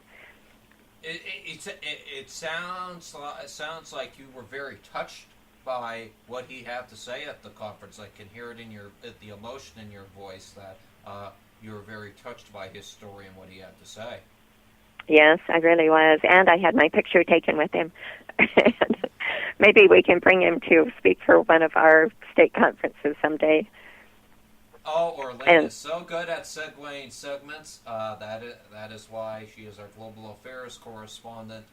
Speaking of which, the California Eagle Forum Conference is coming up on May 2nd this year, and the Evan-Miller Report, where at least I will be there, along with the SHR Media Group, along with Sean Lewis and Saket Sacco, have already committed to coming down and joining the fun down at the Eagle Forum Conference. Orlane, tell folks what they can look forward to if they manage to be able to get a ticket to come to the conference here in California, or if they'll be listening in via shrmedia.com on May the 2nd. Well, I hope they can come. It's going to be at the Calvary Chapel in Costa Mesa, and very small admission, just $10. You're going to hear some outstanding speakers talking about all the subjects that you probably hear on this radio program that are so important. One of the speakers will be Pastor Cruz. He's the father, Pastor Rafael Cruz. He's the father of Ted Cruz, who escaped from Cuba, so he knows exactly what communism is like and what freedom is like, and he gives a wonderful talk about freedom and liberty in our country. You'll be hearing Ann Corey. She's the daughter of Phyllis Schlafly. Phyllis is now in her 90th year and has a really hard time traveling, and so Ann is coming to represent Phyllis, and Ann looks almost exactly like Phyllis in her younger years, and it'll be really nice to have her with us. I will be speaking. Yes, I will be speaking, and so many other outstanding speakers. And I also wanted to mention, before we run out of time, I will be in Southern California speaking next Thursday evening about Common Core, and I will be speaking at the Huntington Valley Baptist Church. For those of you in Fountain Valley, it's 9779 Starfish Avenue, Fountain Valley, and that's called the Huntington Valley Baptist Church. It starts at 7 o'clock, And if for those who can't come to that one, I'll be speaking the night before at the Coco's Restaurant in Garden Grove, and that's 12582 Valley View. It's the corner of Corellian and Valley View Drive, and that'll be at 7:30. So I would love to meet any of you in the Southern California area, and we'll also have much more information and flyers about our conference coming up May 2nd. Oh, yes, absolutely, and please let us know when those tickets go on sale, because I'm sure there are as many people across the nation who will take the flight out to our very liberal state for this for the most conservative conference in the nation. That's the Eagle Forum Conference here on May the 2nd. And if you can't make it to the conference, don't worry. You can snuggle up on your couch, put your feet up, and put the air conditioning on with a nice glass of a beverage of your choice, my beverage being a root beer, and listen to SHR Media's coverage of the Eagle Forum Conference. We're proud to be doing this for a second year. Hopefully this year it will be a little bit better on the broadcast quality side. We know we had some issues last year because Orlane, according to what I understand after the conference, certain groups who were against Eagle Forum and our conservative principles for the conference managed to hack into the internet in the hotel, Wyndham Hotel, that we were doing it last year. Wow, that's really amazing, isn't it? Yeah, certainly is. So no wonder I couldn't get the signal going right. Yeah, anyone who was there saw me working my butt off trying to get that signal to connect, and unfortunately, no dice. Yeah, absolutely right. So, ladies and gentlemen. But if last year's conference is any evidence, this year's conference ought to be a blast. Absolutely. And people can also have watched the videos of last year's conference. It's up on our website, eagleforumofcalifornia.org, and this year's conference will also be up on our website. And at this point, I have to leave. My two sons just arrived home, and we are going out to dinner. So it's been a pleasure to be part of your program, and thank you so much for having me on, both of you. It's been a pleasure having you on, Orlane, and that Orlane has been on an extended segment tonight. Thank her for giving her time. Orlane, thanks so much for joining us, and we hope to talk back with you soon. All right, very good. Thank you. Good night. All right, folks. That was Orlane Kurla, our SHR Global Affairs correspondent, talking to us about the latest in global socialism, the events that have happened here this week, Corey, whether it has to do with Al Sharpton, net neutrality, the list goes on. Orlane, very knowledgeable, and we thank her for her time tonight. Absolutely. Right. Let's just hope she remembers to post pictures of the chicken and the sea bass on Instagram. Yes, I had to close it out with that. I just had to, ladies and gentlemen. I'm sorry. Okay, well, since Corey Evan is closing out this particular segment with the humor, we might as well go ahead and go to break with his famous critical of Al Sharpton clip. So, ladies and gentlemen, we will be right back with Corey Evans' lawsuits across America and the entertainment report right after this. Al Sharpton just got canned from MSNBC for being just too liberal, taking cash from the grieving and sorrowful. His record's now gone critical.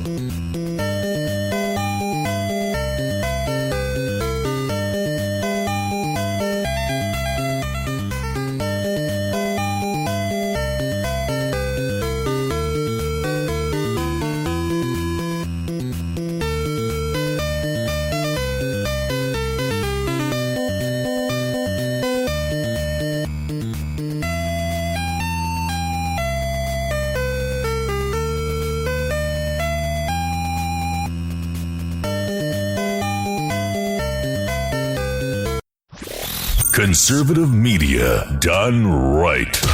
You're listening to the SHR Media Network. Is radio. News. News. Radio. News. News. Conservative media done right. You're listening to the SHR Media Network. How you doing? John Grant here. When I'm not slaving over a hot microphone on the 405radio.com Saturdays at 10 a.m. Eastern, I check out Sean and Clint here at Sackheads Radio. We all appreciate the best political bloggers, writers, and commentators. We either get them on our shows or we make fun of them, as it should be. So check us out live Saturdays at 10 a.m. Eastern or forever on the podcasts on the 405radio.com. This is Tammy Jackson, inviting you to join me on the Tammy Jackson Show every Tuesday night at 7 p.m. Pacific on the 405radio.com. Put down that remote and tune into the show that covers politics, guns and the Second Amendment, religious liberties, sanctity of life, the military, and more. I host newsworthy guests and work hard to be a conservative radio show that's not like all the others. So save Tuesday nights at 7 p.m. Pacific for me, Tammy Jackson, on the 405media.com.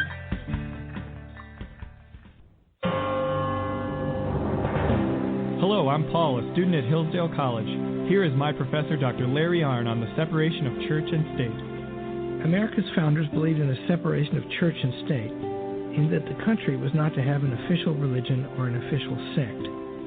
But that did not mean that government was to be hostile to religion, or even indifferent to religion, as many today argue. In fact, America's founding document, the Declaration of Independence, includes both a reference to God as the author of the laws of nature and a confident assertion that human beings are endowed by their Creator with certain inalienable rights. Far from being hostile or indifferent to religion, America's founders understood the theology of the Declaration to be an essential part of the education of citizens. This Constitution Minute was brought to you by Hillsdale College. To join the national conversation on the Constitution, go to constitutionminute.org.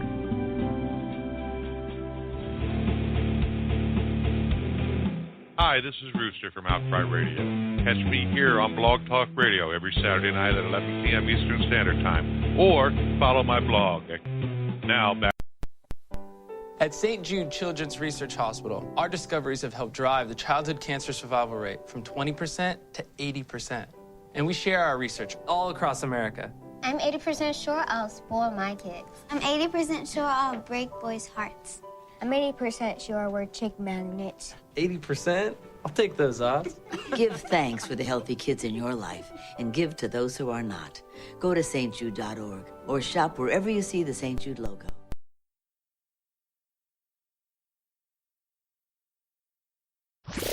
Conservative media done right. You're listening to the SHR Media Network.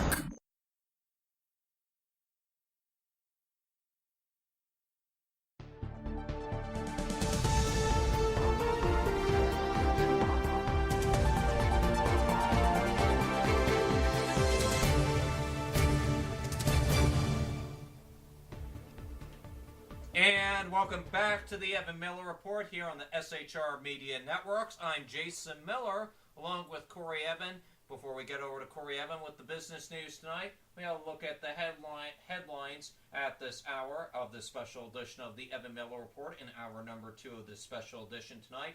Mohammed Mouzi, as the one identified as Islamic State executioner known as Jihad John, has been identified, and of course we reported earlier this evening on his past. British Prime Minister David Cameron today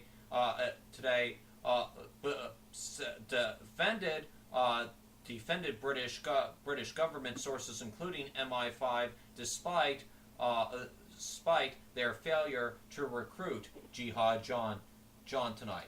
Also tonight, in a recent a murder tonight over in Russia, former Deputy Prime Minister Boris Nemtsov has been shot dead in Moscow, according to Russian officials. This is a developing story, and we'll keep an eye on this story throughout the night on our Facebook page, facebook.com/The Evan-Miller Report. Meanwhile, here back at home, U.S. lawmakers have rejected a short-term funding bill for Homeland Security, increasing the threat of a partial agency shutdown at midnight on Friday. The House of Representatives voted 224-203 against the measure, with dozens of Republicans defying party leaders. They rejected the bill after provisions to block parts of President Obama's immigration plan were dropped. The agency, which employs about 250,000 people, faces partial closure unless a deal is agreed upon by 12 Eastern, 9 Pacific time tonight. And that's your latest headlines here on the Evan-Miller Report. Now it's time to send it over to Corey Evan, and he has tonight's business report. Oh, yes, and the numbers are not good in New York. The Dow's down 81 points at 18,132. The NASDAQ down 24 at 49.63, and even the S&P 500 has a little dent in it. Minus 6 points equals 2104. U.S. economic growth breaks more sharply than initially thought in the fourth quarter amid a moderate increase in business inventories and a wider trade deficit. But strong domestic demand brightened the outlook, they say. This is according to Reuters. GDP expanded at a 2.2% annual pace, revised down from the 2.6% pace estimated last month, the Commerce Department said today. The economy grew at 5% in the third quarter. The growth is poised to pick up in the first quarter now that the threat of an inventory overhang has diminished. But as an exceptionally cold and snowy February, as well as reduction in oil and gas drilling, it could limit the pace of expansion. Businesses accumulated $88.4 billion worth of inventory in the fourth quarter, far less than $113.1 billion the government had estimated last month. That shows you what they know, ladies and gentlemen. While that was a retreat from January's reading, it was the second highest level since January 2007, so that's a good thing. Not so good is things over at Barnes & Noble. 8 college bookstores in the Pittsburgh area will soon be part of a different company. Barnes & Noble spinning out its college retail business into a separate publicly traded company to be called Barnes & Noble Education. The new company will include 3 of the Barnes & Noble college stores now in Pittsburgh at Point Park University, Duquesne University, and Carlow University. Barnes & Noble College also operates stores at 3 regional branch campuses of Penn State in Beaver, New Kensington, and McKeesport, along with locations at Robert Morris University and the Community College of Beaver County. The company announced the plan in conjunction with a filing with the Securities and Exchange Commission to spin out Barnes & Noble Education as a separate company, a move that includes 714 stores on college campuses throughout the country. So it's not just Philadelphia and Pittsburgh, ladies and gentlemen. This is nationwide. Wherever Barnes & Noble's at, this is going to affect us. But even worse is hundreds of farmers in the Central Valley of California were told today, according to the Sacramento Bee, they can expect 0 water deliveries this year from the federal government, the latest fallout from what's likely to be a 4th straight drought year, they say, in California. The announcement came from the U.S. Bureau of Reclamation, which operates a system of reservoirs and canals that make up the Central Valley Project. It mirrors a similar announcement last year that led to hundreds of thousands of farm acres being followed. Tad Fettner, a general manager of the Glen Calusa Irrigation District, said the announcement was not a surprise given the dry weather that has stricken California again this winter is the word. The announcement also affects some urban water suppliers that rely on the Central Valley Project, including several that serve homes and businesses in suburban areas of Sacramento. Shauna Lawrence, general manager of San Juan Water District, said her agency was told it would receive enough water from Folsom Reservoir to meet health and safety needs, or 25% of historical use, whichever is greater. But the district, which serves Orangevale, Fair Oaks, Folsom, and other nearby communities, also has its own groundwater wells and separate water rights in the American River to draw from. The district's retail water customers reduced their water use 32% last year in response to the drought, they say. Lawrence said even more conservation will likely be required this year. Just goes to show you that just because there hasn't been that much rain and because Barbara Boxer has been cutting water, she's been cutting water to supposedly protect a 3-inch fish, which I doubt drinks enough water to justify that cut. It's just trickling down across the state. From Al Sharpton? She'd have all the water she needs. Yes, I know. She's got her mansion, she's got all of her servants, and she probably imports her water from France. You know, Perrier. Yeah, typical. Absolutely. All right, Corey Evan with the business news. Thank you very much for that. And folks, it is time for tonight's Lawsuits Across America.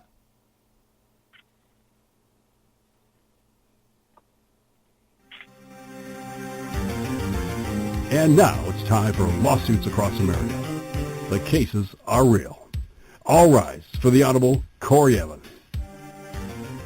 Thank you, as always, ladies and gentlemen. I thank you for your patience. Now you may be seated. Please come to order. Lawsuits Across America for this Friday are finally now in session. Our first item on the docket comes to us from the OC Register, and it's a review of a case that I brought you earlier in the week. 3 Orange County school districts must document that teachers are providing physical education instruction during the school day, according to the terms of a proposed legal settlement. Yet another example of this case. The settlement would resolve a 2013 suit that accused 37 California school districts, including 3 local ones in Orange County, of skimping on state rules mandating that elementary school students receive at least 200 minutes of PE for each 10 days of school. Attorney Donald Driscoll, who sued after noticing his son lacked PE time at his NorCal school, said he filed paperwork Tuesday to settle the lawsuit on the condition that the school district show proof they're teaching PE. The settlement requirements would only apply to the districts named in the suit. The 3 Orange County school districts are Irvine Unified, Magnolia based in Anaheim, and Ocean View based in Huntington Beach. Because budget cutbacks have been occurring in recent years, many school districts no longer have gym teachers or PE specialists on staff, and instead require classroom teachers to handle PE instruction too. Driscoll filed a lawsuit in San Francisco Superior Court after his son attended the Albany Unified School District in NorCal. He said he did not seek status for all California districts because of the difficult legal requirements for class action. But the lawyer said he believes the case will prompt other districts to ensure that PE is taught as mandated by state law. Which to me, Jay, as I mentioned a couple of days ago, sounds like another one of those shakedown sort of lawsuits. It's just going to snowball into something huge. And we don't even get much snow in California unless you live in Big Bear, but that's a totally different story. Quite correct, sir. What you got next? Right, case? Moving on.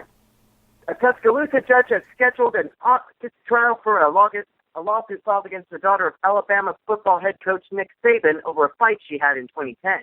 The scheduled trial will come almost exactly 5 years after Kristen Saban got into a fistfight in her home with Sarah Grimes, one of her sorority sisters at the University of Alabama at the time. The two came to blows after a night of arguing when Saban locked herself in her upstairs bedroom and posted something negative about Grimes on social media. Grimes confronted her about the post, but there's a dispute over who escalated the argument into a fistfight. Grimes said Saban broke her nose and concussed her during the fight, and shortly before the statute of limitations would have prohibited her from doing so. Grimes filed a lawsuit in 2012 seeking monetary damages from Saban. Citing Alabama's Stand Your Ground law, Tuscaloosa Judge James Roberts filed a summary judgment in Saban's favor last February, which would have ended the lawsuit without a trial. Stephen Strickland, Grimes' attorney, appealed to the Alabama Supreme Court. The High Court ruled in December to revive the case and present the trial, saying the details of the case were in dispute and must be sorted out by a jury. The case will hit the courtroom on August 3rd. And a hologram company said it has settled its lawsuit against 20th Century Fox over the studio's use of a hologram of Homer Simpson during a Comic-Con panel last year, featuring the creator of The Simpsons, Matt Groening. Groening and the hologram. Did they eat too many donuts? Yeah, they must have. Anyway, Groening and the hologram of Simpson talked on stage for about 2 minutes at the panel on July 26th, with Groening's iconic cartoon character projected in a lifelike illusion. But Hologram USA claimed in a lawsuit filed in August that it held exclusive rights to patents on the technology and that Fox and Simpsons producer Greasy Films didn't obtain a license. Fox, however, sought a court declaration that it either did not infringe on the patent or the patents were invalid, or both. Alki Davis, CEO of Hologram USA, said in a statement, quote, "I am very happy with the settlement. As the world leader in dynamic holographic 3D technology, Hologram USA has worked with some of the biggest names in entertainment. We hope to add Homer Simpson and Fox to that list." A spokesman for Fox confirmed the settlement. Terms were not disclosed. Hologram USA said in court documents that it acquired exclusive rights to the patents from Museum Das Hologram Limited and UMass. David has been involved in litigation with Fox over his film on TV service. Fox sued for providing live streams without authorization, so Homer Simpson, definitely all over the place, and I wish I could have been there at Comic-Con to see that Homer Simpson hologram. It must have been amazing. Why just do they have to rain on Comic-Con's parade? Come on. Exactly. Yeah, it only comes once a year, so why ruin it? Especially since there's always the same... You know what? We have this adage in the news industry. Why kill free promotional advertising? Why kill free promotional advertising? It was helping to promote it. They were not trying to steal content. They were trying to help promote the show using holograms. They were trying to show new technology coming out with which it was in holograms. Matter of fact, I was walking through the mall today. I happened to need to do some shopping in the mall, and they happen to have a hologram in one of the jewelry shops of all things. So it's like I'm looking at this, it's like, you know, why 20th Century Fox are you going to be suing the likes of Comic-Con? Because Comic-Con is helping advertise your program. Yeah, you may not like it because Homer Simpson's a hologram, but come on, The Simpsons still on the air, so people are going to be watching it on the air. Does it matter? And besides, he can't eat your real donut. Does it matter if they watch it off the hologram? Yeah, and don't forget, because he's a hologram, he can't eat real donuts. See? So, ladies and gentlemen, don't worry about any of those donut snatchers, because then he can't scare away the kids. Exactly. And on that note, I declare today's lawsuits across America case dismissed. Good golly. That was a humdinger of a case. Oh, yeah, indeed. Really is. All right. And since we are on the note of entertainment, let's go ahead and get right into it. And Corey, let's go and get started with the box office, since we did not get to the box office yesterday due to time constraints. Yes. Coming up at the box office this weekend will be Focus with Will Smith and Rodrigo Santoro. The Lazarus Effect is taking hold with Olivia Wilde and Mark Duplass. And Corey McKinley and Sean Harris take us back to 71. The box office this past week, 50 Shades of Grey held on to number 1 at 22.3 mil. Kingsman Secret Service held on at 18.3 million. And the SpongeBob movie brought up the rear of our top 3 with 16.6 million. So no change over the past 2 weeks, but I'm sure things will finally start to shake up a little bit in this coming week. Speaking of shake up, this news will shake up some of our audiences. Leonard Nimoy lived up to his longtime catchphrase, live long and prosper. He lived 83 years before he ended up with end-stage chronic obstructive pulmonary disease, which took his life today. He, of course, is known for being Spock on Star Trek and its many subsequent film and video game incarnations. And he even appeared, I believe, in the most recent one, Star Trek Into Darkness. Am I right, Jay? Yes, he did. Yes, and that was a really good film. Really good insight into the days of Captain Kirk, absolutely. And he's also been on many other little shows, including, if I can get the list, he was on Dragnet. Wow, he was on Dragnet. I'm going to have to look that up. And he was also on Bonanza, Wagon Train, Rawhide, and The Twilight Zone. Man, he really did live long and prosper. Rest in peace, Mr. Sonic. And here's a case that I hope does not live long and prosper. Netflix remains ambitious with its plans to complete its global rollout and hopes that Russia will be part of that expansion in the next 2 years. Oh no, they're going to Russia. Yeah, the company... Yes, unfortunately. The company hasn't confirmed any specific plans to move there, but according to dual reports by Variety and The Hollywood Reporter, it hopes to. The streaming service's potential plans contrast those of most other major entertainment companies, which are distancing themselves from Russia due to what's going on with both Ukraine and its sinking economy. Recently, NBCU said it would stop running channels there, following CNN's decision to pull out in November. Spotify also recently made the decision to stay out of the crisis-ridden countries. As for Netflix, it's focused on its 2-year plan for global domination, which is continuing this year with launches in Australia and New Zealand. And that's in March, and Japan will come in the fall. Internationally, the service is already available not just in the U.S. and Canada, Latin America, the U.K., Ireland, Germany, Australia, the Netherlands, Switzerland, Belgium, Luxembourg, and Nordic territories. Though Netflix isn't currently technically available in Russia, people there have been accessing the service via VPN. Otherwise, there aren't any major global streaming services offered in the country, just those online pirate sites. And I've been to a couple of those sites, and you don't want to go there because some of the ads they post there, I can't even talk about on there because they're just so disgusting. Yes. And here's something that involves the law. More than 3 decades after the original, Harrison Ford will star in the sequel to the dystopian sci-fi masterpiece Blade Runner, in which he was a futuristic cop. That's where the law element comes in there. I'm looking forward to that one. I saw the original one. That should be an interesting film. Pray tell.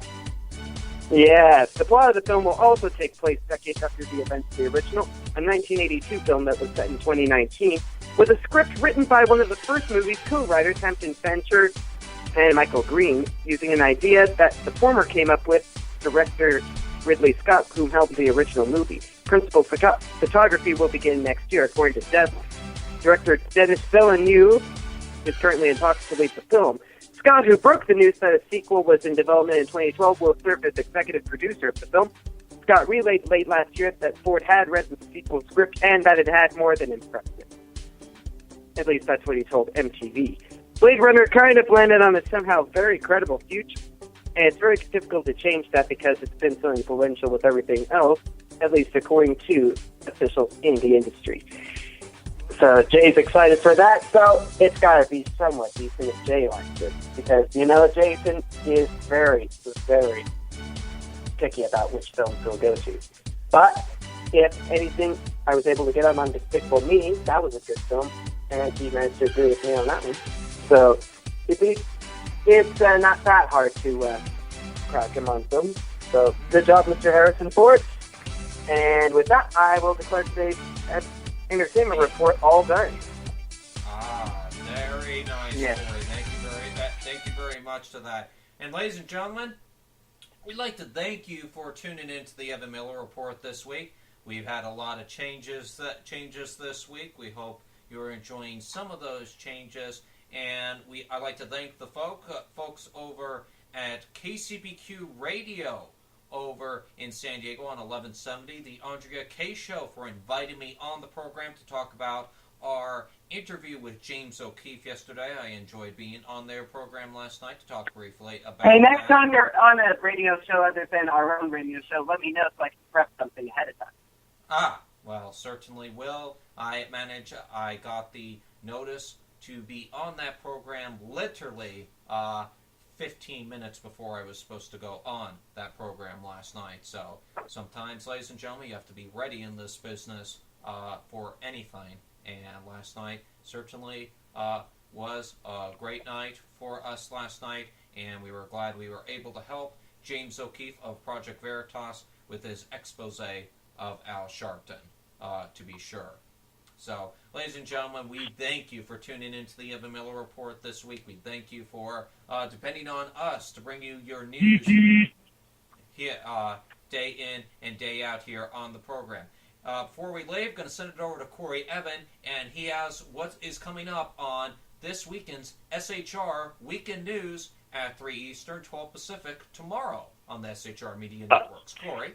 Oh, yes. Tomorrow we're going to be taking a spin on the Wheel of Misfortune, which is all about celebrities tomorrow. That's the category we're going with, because, as I mentioned, Lindsay Lohan had to redo her community service, and Al Sharpton's going to be taking a big spin on that wheel, and hopefully he will deservedly get his stomach ache and finally learn that you can't defraud all of these groups and the family of someone who got shot and expect to get away with it.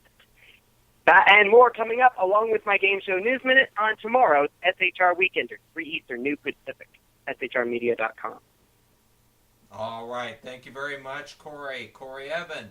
Make sure to tune in to the SHR Weekend News with Corey Evan. That's 3 Eastern, 12 Pacific, as he stated, right here on shrmedia.com, and also available on Pundit Press Radio, I believe still, with Dan Butcher at Pundit Press carries some of SHR's content, unlike the Evan-Miller Report.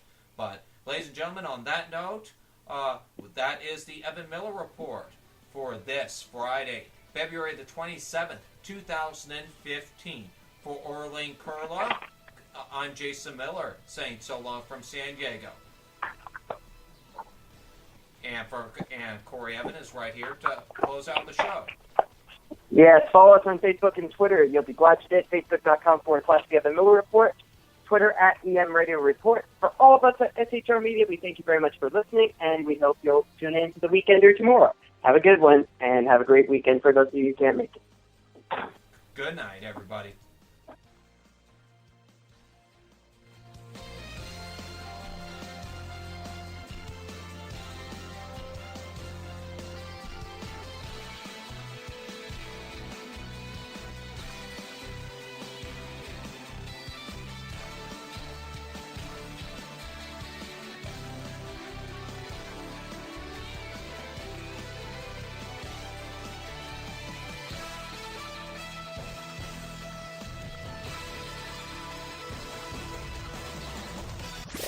Conservative media done right. You're listening to the SHR Media Network.